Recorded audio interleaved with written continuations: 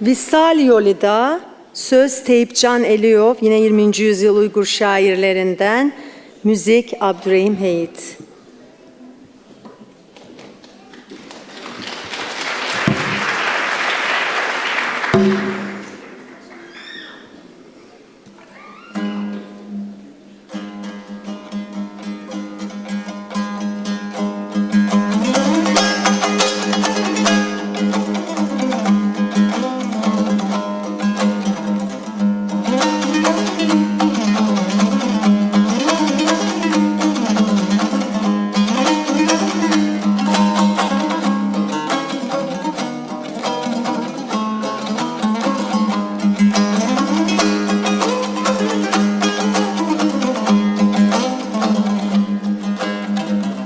Yar vısali yolda yıllar bana bir künç yok.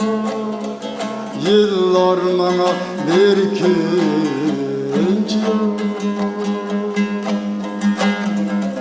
Yar vısali yolda yıllar bana bir künç yok.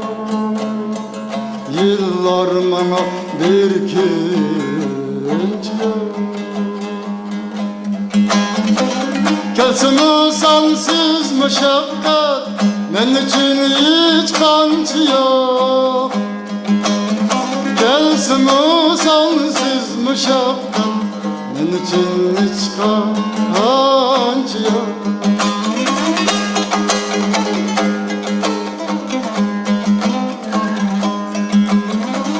Barç kuşlar sayrışır, güller çılgan bağıra. Barç kuşlar sayrışır, güller çılgan bağıra.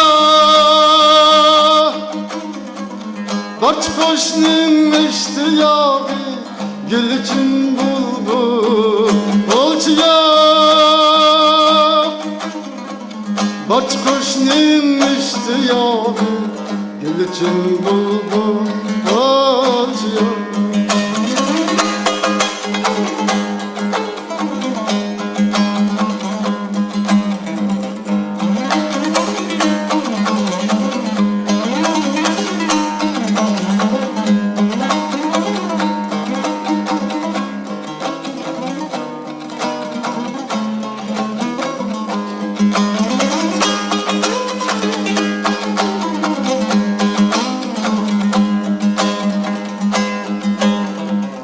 Nakştalak melimizdim, zadık etkim yok mine.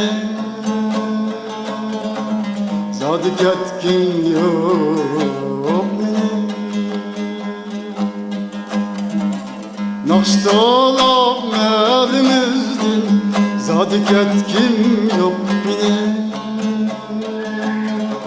Zadık etkim yok mine. Kebi bulduk bağda, kebi gül gınçıya. Men kebi bulduk bağda, kebi gül gınçıya.